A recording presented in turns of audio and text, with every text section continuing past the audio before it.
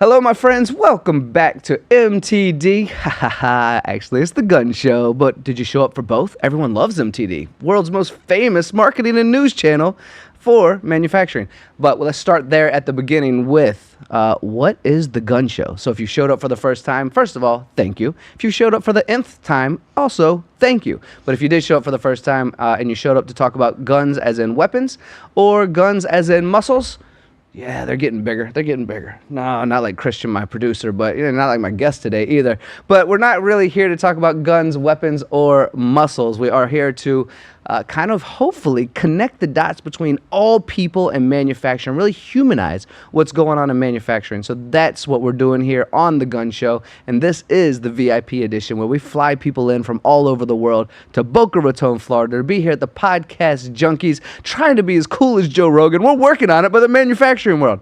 So hopefully we are exciting for you, and I hope you enjoy the show as well. So let's first start off, Christian, with the one bad joke of the day, which may turn into two or three, just depending on how I'm feeling today. Are you ready? Ready. All right. So the first one is just going to be a statement. I think it's kind of funny, and I figured it doesn't have a question to it, but let's see if I can get you to laugh. It says, today at the bank, an old lady asked me to check her balance. So I pushed her over. No? No laughing at all? No? But picture it. Picture me pushing an old lady over at the bank. I could never picture that. Fine. Whatever. You didn't like that one at all. Okay. What do you call the security guards for Samsung? I don't know. I feel like I could get this one, though. But... Guardians of the Galaxy. Okay. Yay! All right. All right. Since you are a vegan, my friend, I have one for you. You wouldn't eat eggs and ham and eggs, would you? No. No.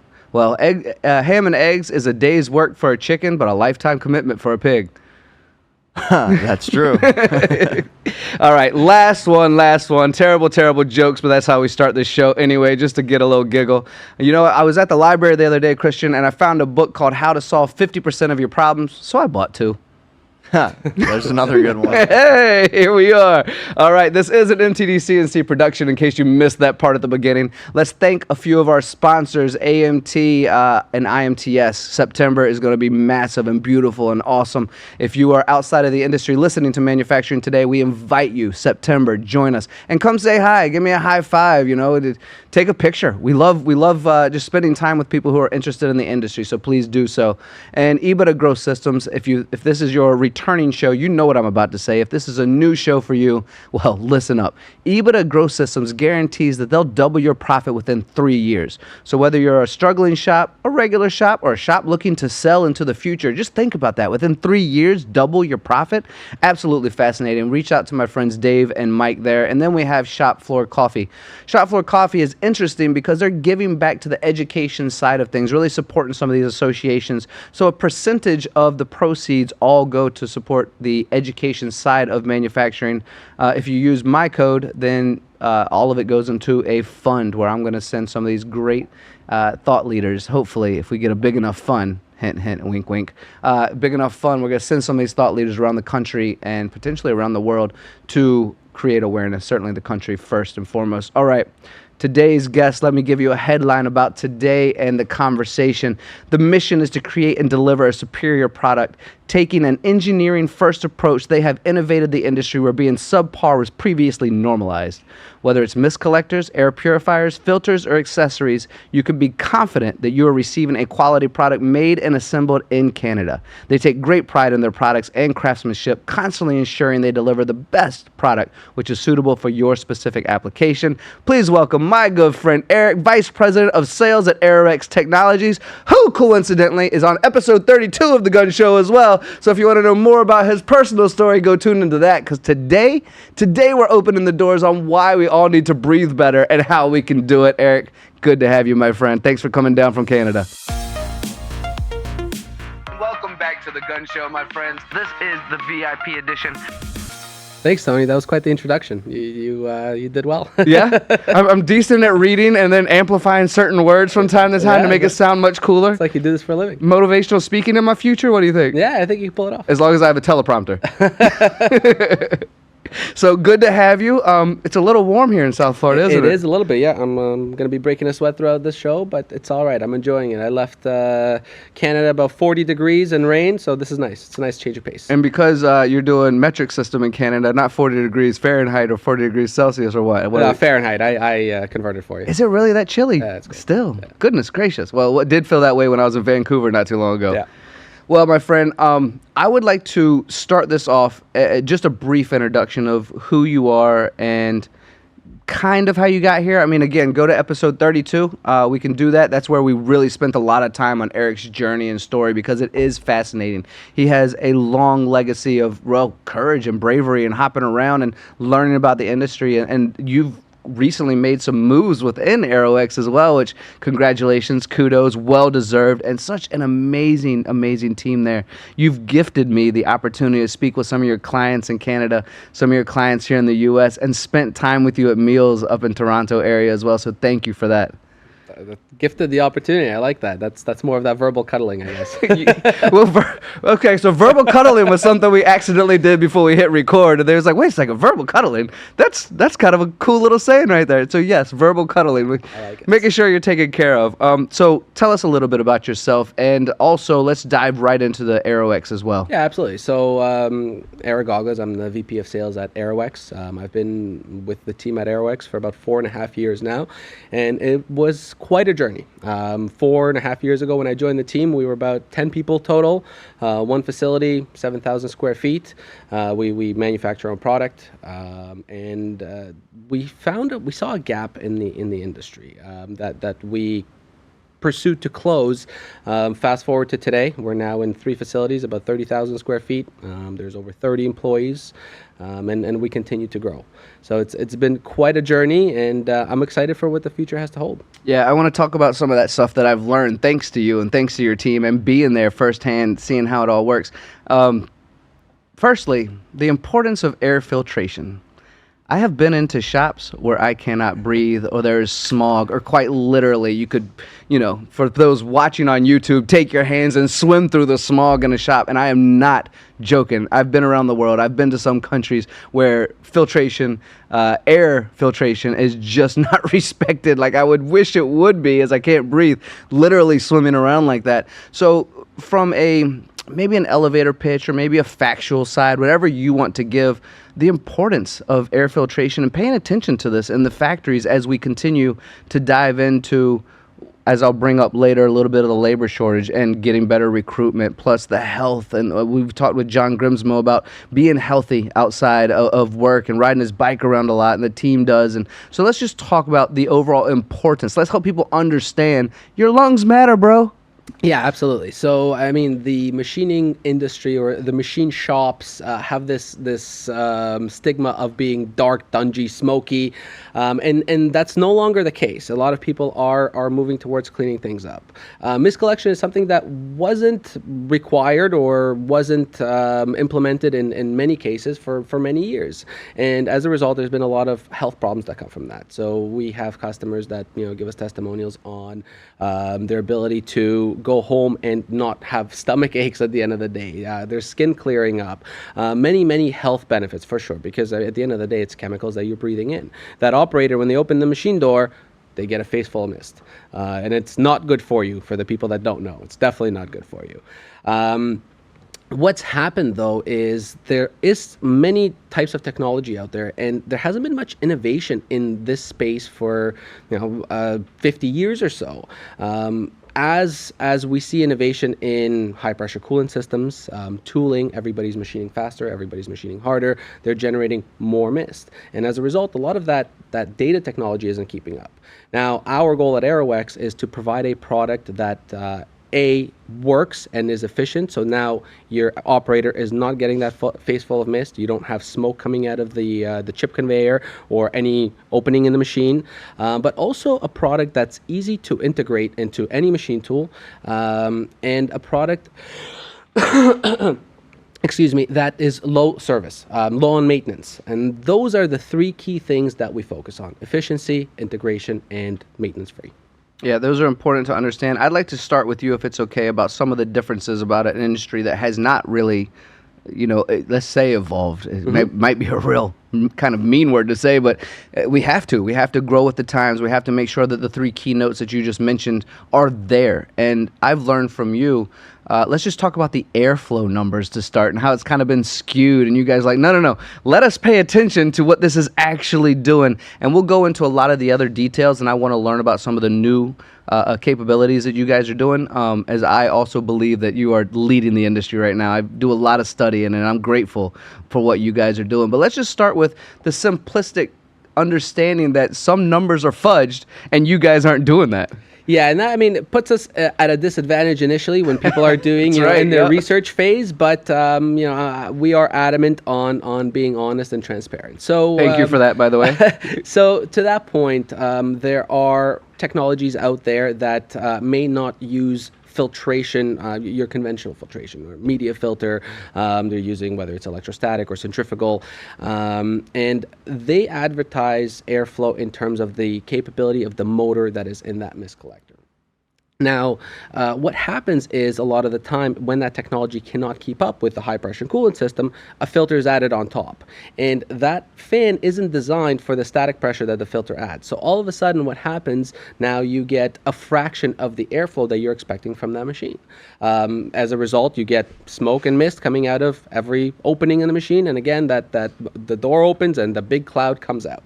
What we do is we advertise the airflow of our systems in delivered airflow is what we call it, in the sense that that's what you get when you put the mist collector on the machine with the filter in it. The motors that we use are rated at a much higher airflow, but what we advertise is what you get. I also would like to talk about the fact that you understand this technology and your technology so well, and all your guys and gals out there do, that I've heard stories where some people go, well, I want the big one. I want to suck up as much as I can, and then they're actually sucking up coolant that's necessary for actually cutting parts. Can we talk about kind of the research, the education that your team goes through to make sure that if somebody says, I want the bigger, better to do multiple things, it actually fits for them? Because I think everyone out there who's a part of our industry, I mean, how many times does someone go to an Amazon and go, that probably works for me? Or, goes online and goes, that it's just filtration. I can just pick whatever I want. Yeah. There's so much more to it, right? Yeah, so there are two sides to that. The first side is, like you said, there are people that look for the lowest cost product and they say, hey, filtration, check the box, moving on. The other side is the people that want everything oversized. Turn it up to 11.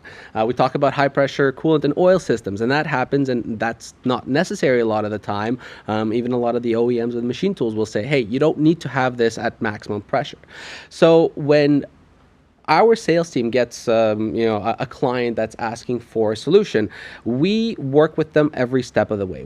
We determine what is the machine tool that you have, what is the shop setup, and we give them different options. Whether you want to machine mount a mist collector, we size it appropriately. And as much as sales loves to sell, we will not sell you something you don't need. So to your point, we're not going to sell you an oversized piece of equipment that won't do well for you, because it's going to suck more coolant than it needs to, and it's going to load those filters.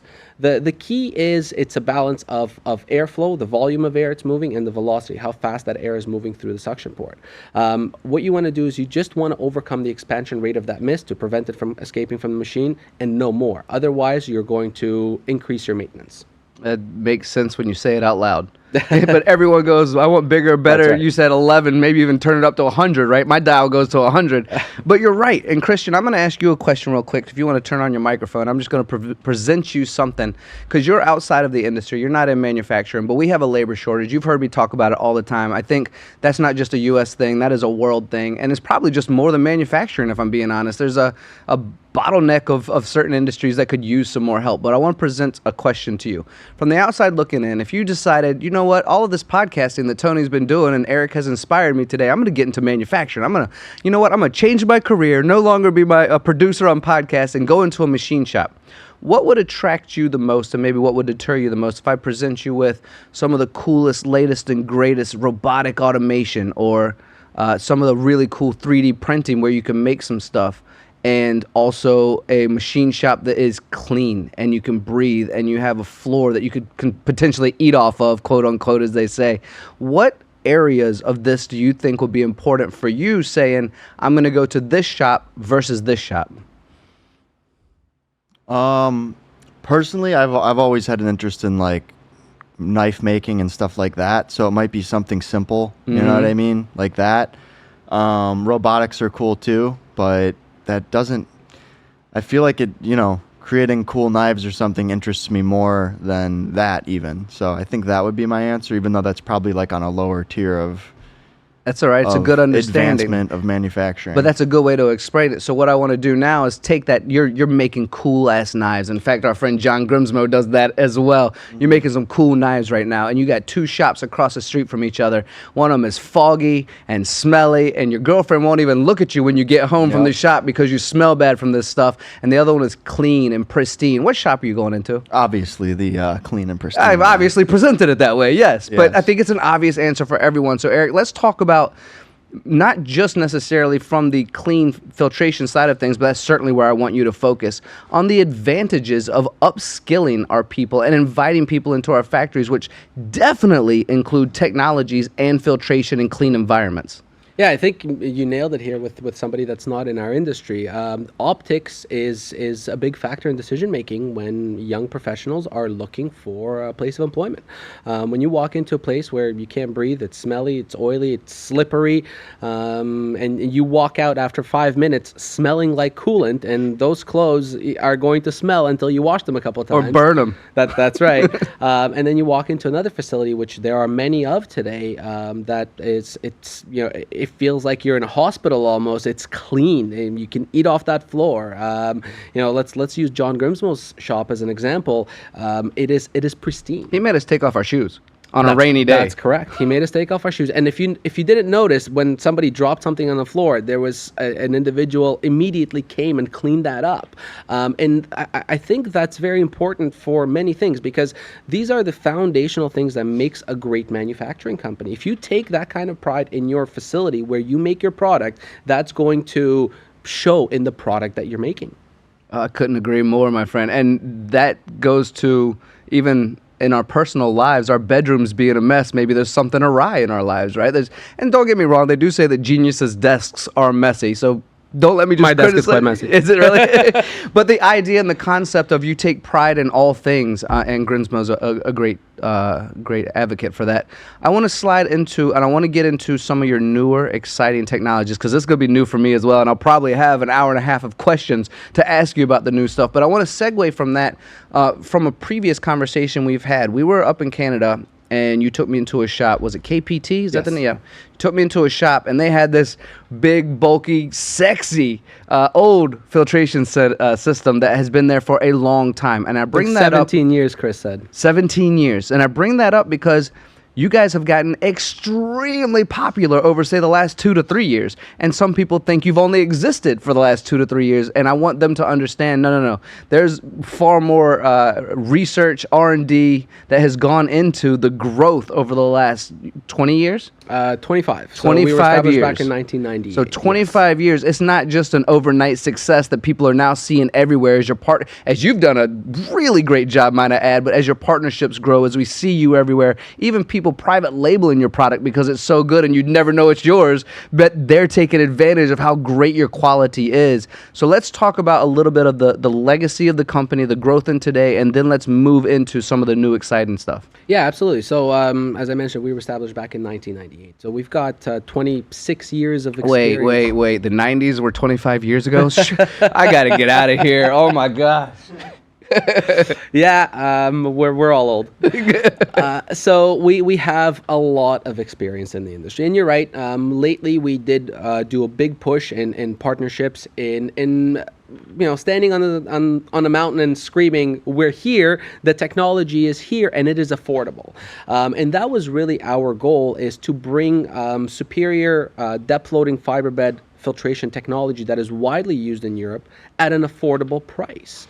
That was the gap, and we were able to close that gap. So now our customers can enjoy technology that is maintenance-free, technology that gives you clean air, actually, at a cost-effective price point. So for a very long time, we were really in our Canadian market. And recently we started expanding, and as it's been kind of a snowball effect as we grew more into the United States, made more partnerships, more shops started seeing our mist collectors. So we work with a number of machine tool dealers. When a client purchases a new machine tool, they get our mist collector with it, and all of a sudden they're saying, "Hey, how come this machine doesn't have smoke coming out of it, and that one does?" And there's one common denominator: it's the mist collector, right? So then it's like I said, it's a snowball effect. And now our goal is, as you mentioned earlier, automation, right? Automation is huge. Robotics are huge. One factor, one benefit of mist collectors that many people don't know about is that it protects your equipment. So when you walk into a shop that's full of mist, that's full of smoke, guess what? All the cooling fans in your machines are sucking that right into the electronics of your machine. And we've had customers that reach out because they have to repair their machines as a result. So now people invest more into equipment with automation and robotics. There's significant investments that go into that, and they want to protect their investments. So we're seeing growth there, and we are also working with new product development to complement some of these automation cells in many different ways, from mist collection to parts blow-off stations and others. You know, I listened to you speak about this topic, and in my brain, I'm going, the machines are sucking it in, and so are the humans, and we're concerned about the machines. Well, we're machines kind of too. Maybe we should, going back to that other point, we're all breathing it in, and at the end of the day, it's wonderful to have the right partner that takes technology from other places in the world, makes it affordable and convenient. I want to circle back toward the beginning of this conversation when you mentioned kind of your three pieces that were important, right?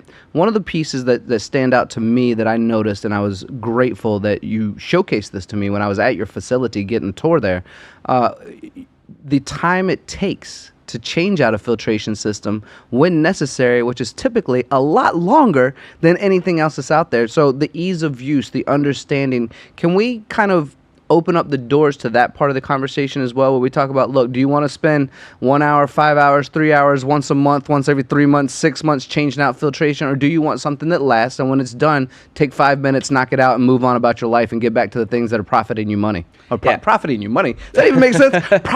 Profiting your company. I get that. So absolutely. And every product that we design and make, we do it with the user in mind. Because we are very hands-on. We're a very hands-on team. So myself, I've been through numerous installations. Our entire sales team, the training process is to go through installations and install these mist collectors. So if a sales professional can do it, anybody can do it, right? That's what we say, isn't it? That's right. I mean, it tells us something about ourselves, but it also tells other people. That's right. But it's also important to make it easy. And that's in the background of everything that we design. So to your point earlier, our filter changes don't require any tools. It's either a latch system or a cross wheel system, and it takes 3 minutes, if I'm being generous, to service the mist collector. So that, compared to some of the other systems out there, I was just going to add that. I was going to actually interrupt you and just say, what are the averages, just for comparison, for people who are trying to learn? So when we look at some different technologies, there are technologies that require frequent cleaning of cells, and a lot of people don't do it in-house. They have an outside service company that does that. Of course, that comes with significant costs. There are other systems that require significant cleaning inside, and that is done in-house, but it can be complex and time-consuming, and with room for damaging the system. When that happens, you have to replace it.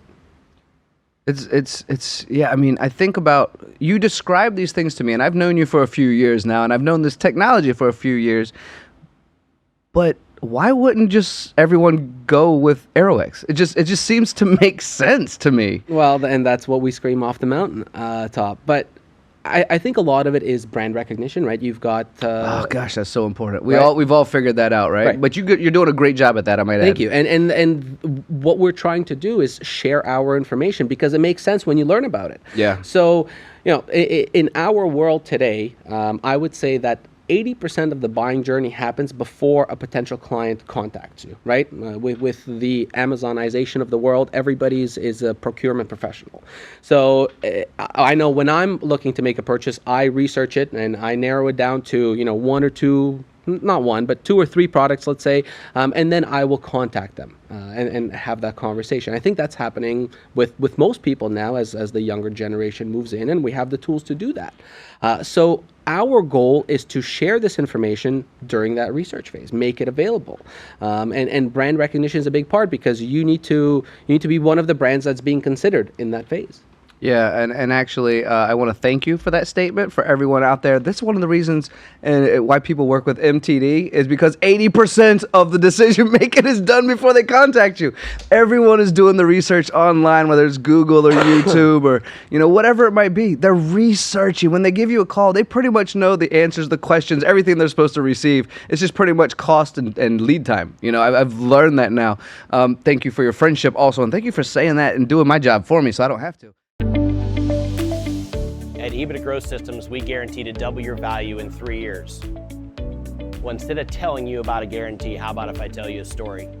We had a shop owner come to us at an event saying, I'm not sure if you can help us.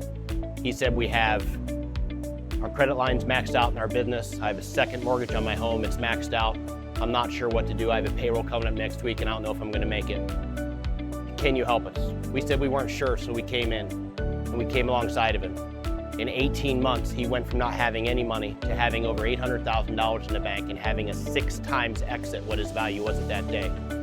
And now he's living a life that he always dreamed of with his family. And it's fantastic, and that's what's really rewarding for us, and that's what EBITDA Growth Systems is all about. If you want to know more about EBITDA Growth Systems, go to www.ebitagrowthsystems.com, EBITDA growthsystems.com, and go to our contact page where I will reach out to you personally. All right, I want to talk now about, and you've touched on it a little bit, but I know you wanted to highlight some of the new things that are going on, right?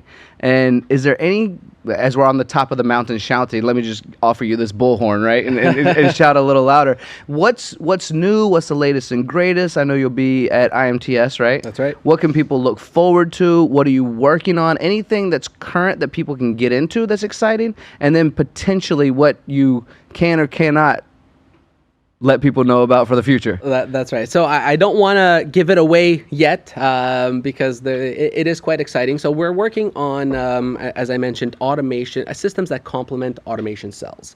There's a lot of research and development that's going into that right now. We're working with some of our great partners that are end users of the product.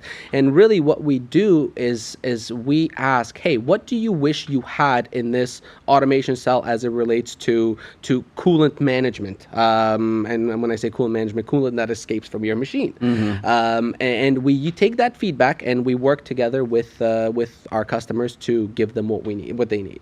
So we will be unveiling some new products at IMTS, and we're also working on innovating or improving our existing product lines always through feedback from our customers. So there's going to be a lot of really cool things coming out Q4 this year. Stay tuned, and please, IMTS, if you're not going to be there, everybody who's anybody in our industry is going to be there. Come by our booth. It's going to be very exciting.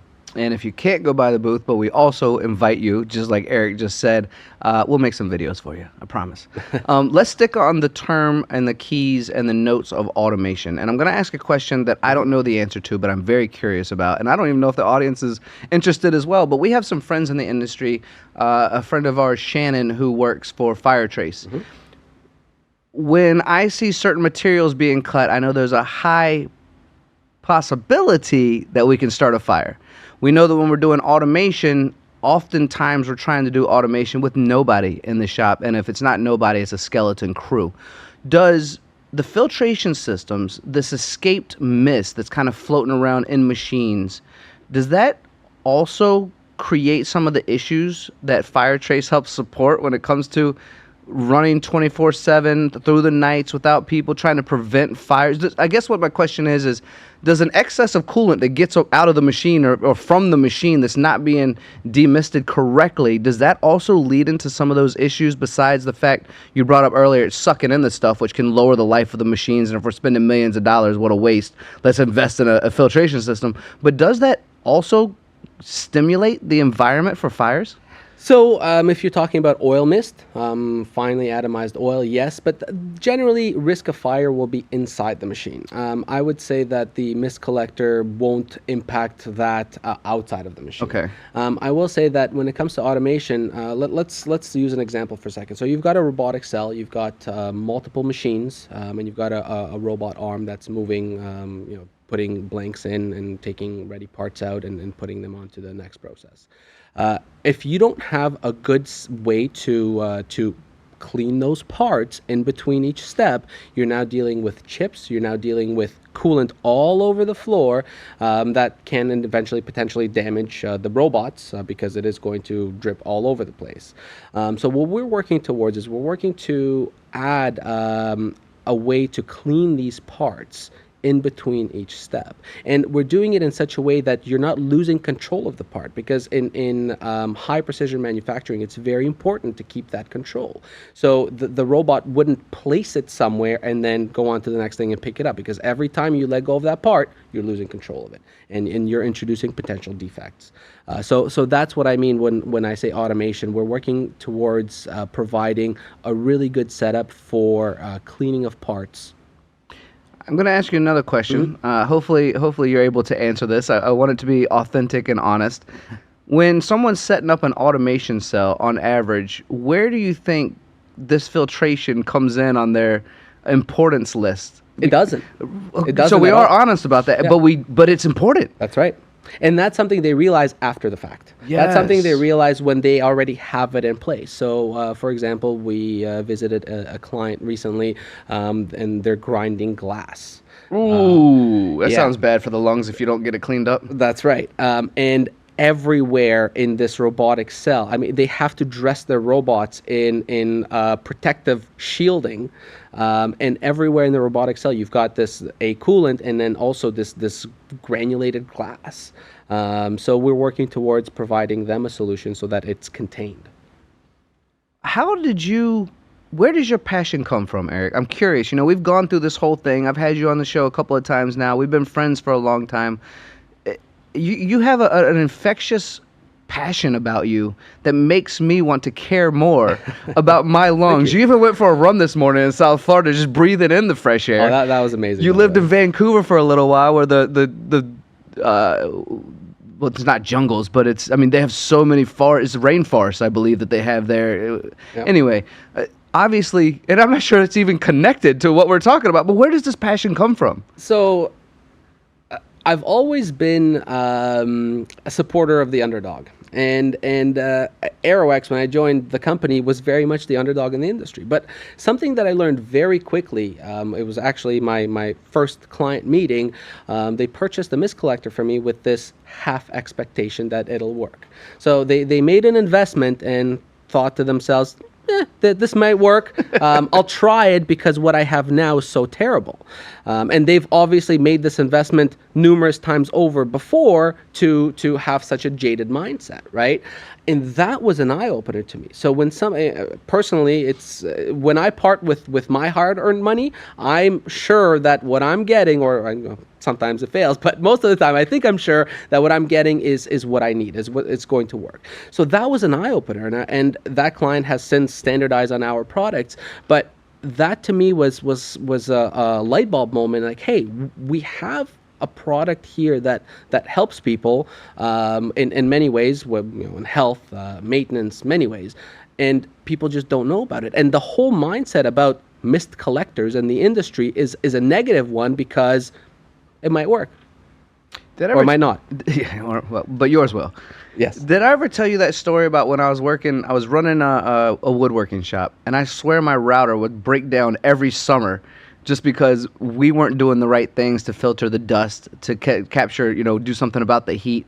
I must have been changing out the motherboards of that bad boy 3 times every summer. And imagine the productivity losses. Imagine, everything that goes along with it. The machine itself is going to reduce its overall time. I just want to share that story real quick. But what I want to ask you, your next question is, we've talked about your passion. You've talked about the technology. What does it mean to you when you see a successful customer, when you have someone call you up and say, thank you, I can breathe better, or thank you, my machines are running better, or thank you, my parts are coming out better? I mean, all of these things are intertwined in the reduction of the overall mist being everywhere all over the shop. And I'm curious where you sit when someone goes, Erik, I had this 50-50 idea of what this was going to do for me based on my previous knowledge, and you have gone far above and beyond to make sure that I'm taken care of. What does that mean to you?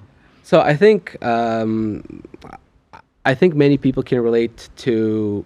There is something that there's a positivity when you help people, right? And that feeling of, hey, I've helped somebody.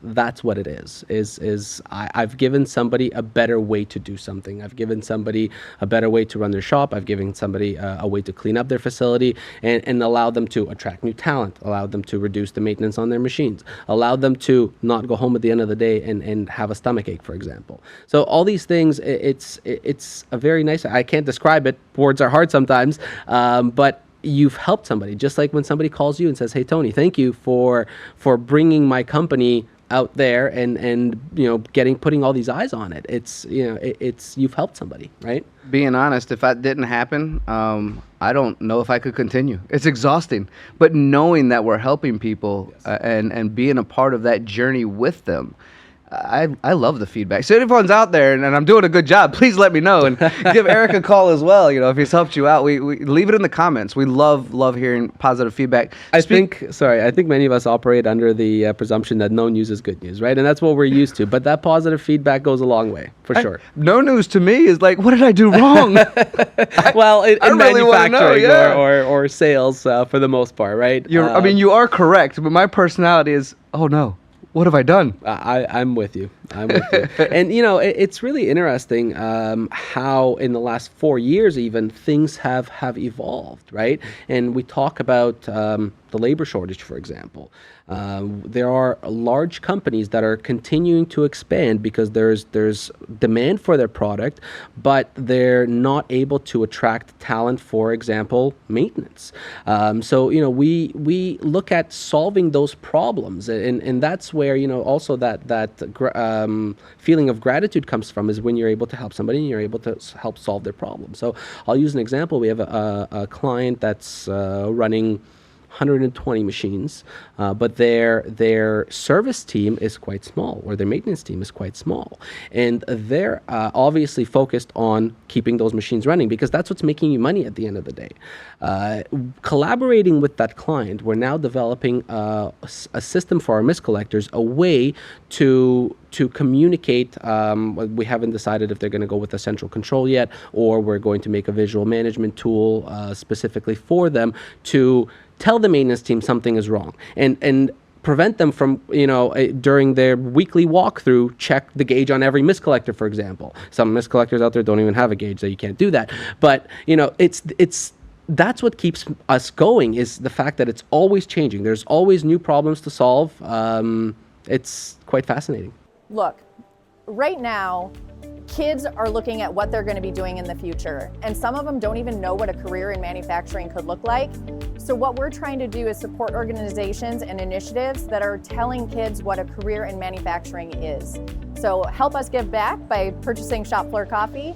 You can find us at shopfloorcoffee.com. We're on LinkedIn. Contact us. Let us know how we can support you and your organization.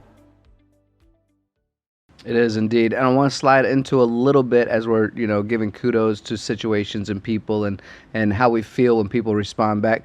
The importance of partnerships. As you've continued to go throughout the U.S., I know that you and I have spoken to people, and partnerships are of the utmost importance. We got to make sure that people understand. We got to make sure that a lot of these partnerships, filtration isn't the, let's say, the big money maker or the big focus, but is so necessary in shops that we need to make it easy for them to integrate as well. We've heard this firsthand from some of our friends in Michigan, right? So let's talk about the importance of partnerships. You're welcome to give some shameless name drops if you want. Totally up to you, but the importance of partnerships as you guys continue to grow at a unprecedented rate, thanks to you and your stable team. Shout out to Sean and Marcus as well, by the way, while we're at it. Thank you. So obviously we wouldn't be able to do this without our partners. And What we do with these partnerships is, again, we learn about what's important for you as an organization, whether you are a industrial air purification company that does everything air purification, whether you are a machine tool dealer or an OEM. We learn what's important to you from your perspective to give your clients what they need. And integration is a very, very big topic because many products out there just give you their product and say, Good there you luck. go, figure it out. Yeah. We don't do that. A good example is we have over 100 different machine-specific mounting accessories at this point that we collaborate with our partners to design, and then we catalog and stock. We'll talk about the delivery times a little bit later, but that has been a big part of our success, just making it easy for our partners to give their customers a good product. So let's go right into delivery times, as you said. We'll talk about it a little bit later and make sure that we cover that topic because, again, going back to the last few years, I'd make the discussion that customer service in a lot of areas has dropped. A lot of the hotels I check into, sorry guys, it's true, sorry. And delivery has been a struggle, certainly from things that have come from other places of the world, which is why reshoring and nearshoring with Mexico and Canada, where you are, has been a big part of U.S. manufacturing as a whole. So let's talk about lead time and that importance. Yeah, so I think we touched on it a little bit earlier when we talked about the buying journey of today's purchasers, right? So that research phase happens, and then it comes down to price and lead time, right? And a lot of the time, one overshadows the other because you need a solution right now. So what we've done at a time where you get less for more, and whether it's customer service, I think everywhere we're experiencing the squeeze, let's call it. You pay more, but you get less because everybody's looking for more profits. Where's the juice? We're squeezing it. Where's the juice? That's right. So what we've done is we realized the supply chain issues, and we threw money at it in terms of inventory. We stock at any given time over 200 mist collectors of various models, and you've seen that at our facility. I was going to bring that up as well, actually. It's great. And all the accessories to go with them. So when a client calls us and they need a product, 90% of the time, they're going to get it within 1 to 3 days. Wow. That's what's important to us because I know, let's use Amazon as an example again. If it's not Prime, I'm not ordering. I want it tomorrow, right? Or even today. I placed an order today for some things I need tomorrow. There you go, right? So it's important to us. Also, many people now in decision-making positions are wearing many hats. So if you're able to solve this problem and move on to the next one quickly, that's what you're going to want to do. Right? You don't want to circle back to this 6 weeks from now and get your mind back into the mindset of, okay, I need to now install this mist collector or get my guys to do it or whatnot, right? You want to move on to the next thing. And we're very much understanding where things are going because we're living it too. And it all goes back to that we have the mindset of what our clients would want because that's what we would want. So that's in everything that we do from initial contact to the product that you get is we treat you the way we want to be treated.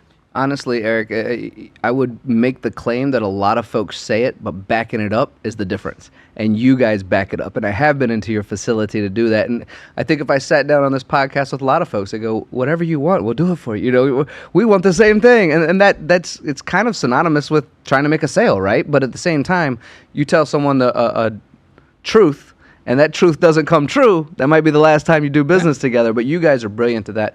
I'm going to ask you in just a minute any questions that I didn't ask you today about yourself, the technology, the future, anything that you'd like to kind of summarize this podcast about that I haven't asked you, and just kind of leave you that floor. But in order to give you time to think about what that might be, I kind of want to bring up our fun little partnership we've had on Shop Rescue recently, and those Priest brothers loved your product. We popped it on the top of one of their Haas machines, showed it a bunch of videos. We loved having you as a partner for that, and they enjoyed the technology as well. And I thoroughly enjoyed that because our conversation initially, they thought, hey, do we even need one of these? Right. Right? And now the results speak for themselves. So that was a really, really cool project I enjoyed working on. So thank you for giving us that opportunity. what we haven't talked about, something that's really exciting that we're going through now is expansion, right? As the growth of our company, as I mentioned earlier, we went from 7,000 square feet in one facility, 10 people, to 30,000 in 3 facilities and about 30 people. Congratulations. And now we're at a point where we need to continue expansion. So something we are planning on in the near future is bringing a facility into the United States. A lot of our market is down here, and a lot of our growth is down here, and we want to be able to service that market faster, even faster than we do today. Wow. And better by having local presence. So that is some of our plans for the very near future, is to open a facility down in the United States. Are you thinking personally strategic and join me here in South Florida, or relationships are strategic and be in the Midwest somewhere for both coasts? So I'm thinking both. I think one might trump the other, but there's definitely a lot of consideration that goes into it from every aspect. To us, quality of life of the people that work with us is important, and that certainly goes into the consideration. But also, we want to be able to deliver our product anywhere in the United States within 1 to 3 days. So that is also important. Well, A, thank you for caring about this industry. B, thank you for doing such a wonderful job providing for us and caring about customer service. And then C, thank you for all of these partnerships and friendships that you continue to create. Your authenticity, your passion, I absolutely appreciate you as a friend. Is it okay with you if we slide over to a couple of fun questions and then a couple of games as well? I love fun questions. Let's do it. So one question I had on here, and because I like your personality so much, and you and I will do dinners and drinks and hang out and unfamiliar flavors, That's right? That show's got to come out, by the way. But so we'll just go ahead and announce that now. Eric and I are working on this little sub-series we hope you'll watch, called Unfamiliar Flavors, where we eat some of the most random flavors around the world and kind of talk about it and enjoy ourselves. Have I left anything out about No. unfamiliar? That's pretty much the thing, right? Yep. So- And share that enjoyment with others. Yeah, maybe go a lot. Yes, but also, you're very articulate and good with words, so I'm going to lean on you there to try and describe what we're experiencing to the audience. Oh, good grief. Good luck. We're going to need some. I'm going to need a read a thesaurus or something. We're going to need some help with this. But yes, unfamiliar flavors. We're going to work on that. We're going to be nobody can be Anthony Bourdain, but to mimic-ish his philosophy and food habits, right? Well, what a brilliant man that guy was. Yeah, and I think it's important to bring personality to all of this, Yes. right? I think a lot of people get tied up with the day-to-day and hitting goals and profits and everything else, and of course all of that is important. But we're all people and we all have personalities, and I think that we now with social media and influencers, we now have the ability to communicate that and to show people that, or show the audience that there are real people behind all of this, right? There are real people making your things, folks, and we're That's not right. as boring as you might think just That's because we're right. good at numbers. Not me, per se, but people out there are good at numbers. All right, a couple of just generally fun questions. The first one I have here, which I think is kind of neat, is how would you explain the importance of manufacturing to a 5-year-old or a young person or Ooh. just someone outside of the industry, Yeah, right? I think today that's easy because 5-year-olds and young people all love TV, and they all love to get into their cars and go to a cool place.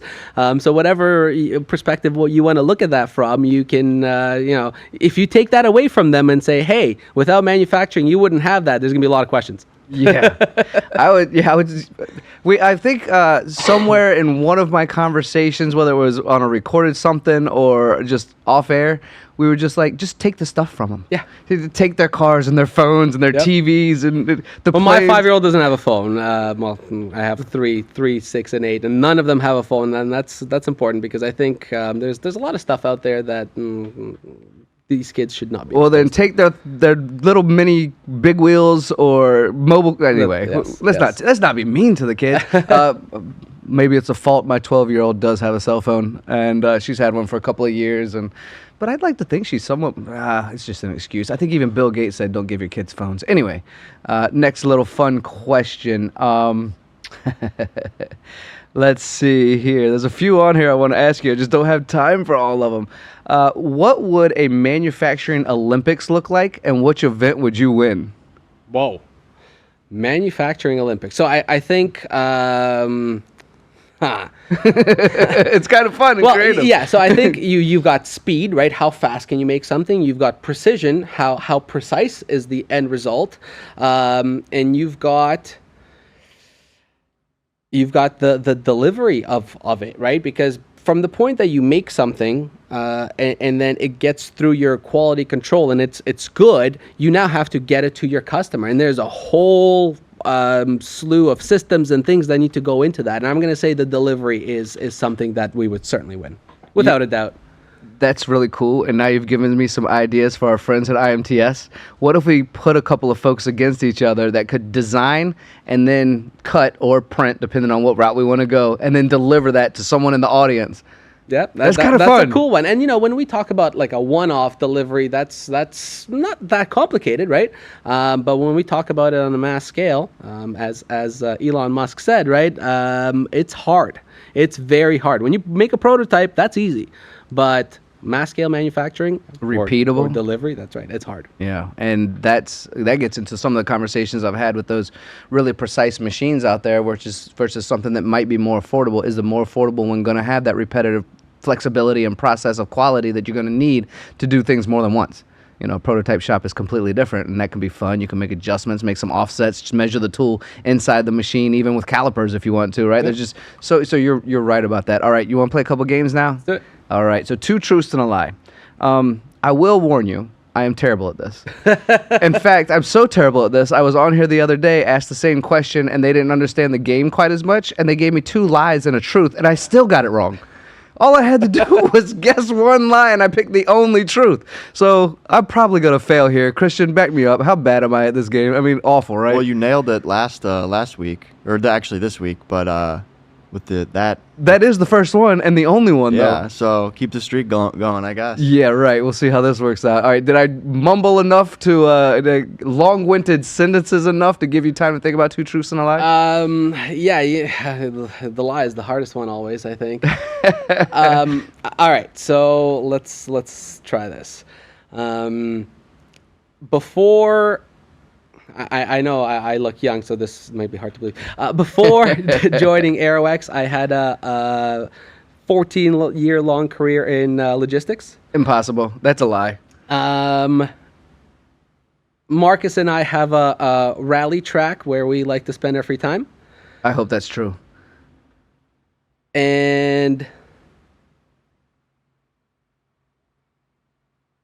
I want to get an airplane. I feel like there was enough hesitation for the last one, Christian. What do you think? That one has to be the lie? I mean, I feel like Eric would do well with an airplane. He's traveling all over the world right now already for I'm on planes almost as often as you are. Yeah, you may as well get a plane, but the first one seemed pretty specific, unless he goes like it was 13 years instead of 14 years, which people trick me on. That's kind of cheap, though. That will be a cheap, but people do it. People do it to me. And then the second one, I want that to be true, so I'm not even going to guess that one. I'm just going to pretend it's true. Which one are you going with? Probably the plane. Oh, I don't know. He's not a good liar. We know that, but I'm not good at this game. I don't know. I think I'm going to roll with you on this one. The plane? Yeah, because you had a good track record. But most people want the plane. Yeah, most people do. I'm still going to go with the plane. Which one is it? Yeah, I set you up. They're all truths. Oh, how cheap. So I'm starting my private pilot's license lessons next month. Awesome. Well done. And we do have a rally track that we like to spend our time at. And I think that is a great opportunity for some content. So stay tuned. Yeah. Some smoke bombs, some sucking in the tire smoke, some spinning some wheels. Mostly just fun and destruction. Okay. And yes, I did have a full career in logistics before this, which is where my passion for getting something to our customers as quickly as possible comes from. I didn't know the exact number, which is why I thought you might be tricking me, but I knew that part about. That would have been too cheap. I just went with the truth. So. Thank you. Well, 3 truths is okay. It just proves you don't want to lie to me, and I'm okay with that. There you go. That's what friends are for. Okay, I got a 1 through 40 on here of would you rathers, and obviously we're not gonna do 40 of these bad boys. We'll just do a couple, but just pick your favorite number 1 through 40. 6. Number 6 it is. So, would you rather develop a new eco-friendly manufacturing process or improve an existing process to double its efficiency? Improve an existing process to double its efficiency. Yeah. Yeah, and I think that you can get eco-friendly benefits through that. Oh, I see what you've done there. Yeah, if we're going to be more efficient, we're That's going to right. double down on the eco-friendliness. That's right. Oh, goodness. You've done it. You always know how to win. All right, second number. I got to keep messing with you. It's fun. I like it. Second number?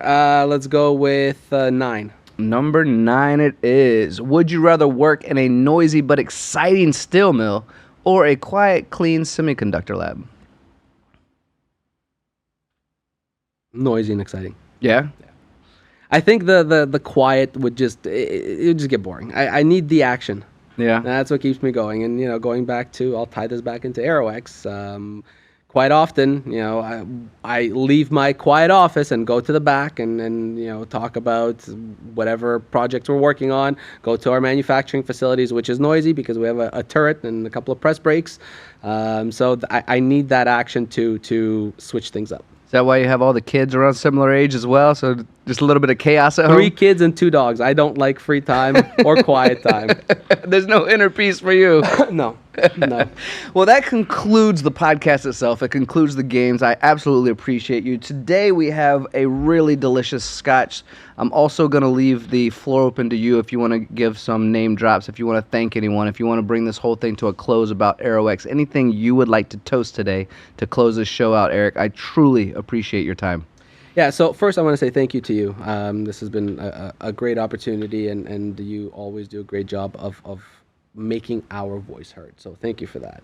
I really want to show my appreciation to our team because none of us can do this by ourselves from a leadership perspective, and we need passionate and capable individuals that support all of it. So we wouldn't experience the growth we have. We wouldn't be here today. I'm really grateful for the people that we work with, that we have behind us, to continue moving forward. It's almost like you planned for this part. That was really well said, sir. Not at all. Yeah, it's that good. What do you think, buddy? Oh, wow. Yeah? Good Wow. stuff? That's excellent. Awesome. Well, thank you all for watching. Thank you all for listening. This has been another wonderful, at least I think so, wonderful episode of the Gun Show VIP edition.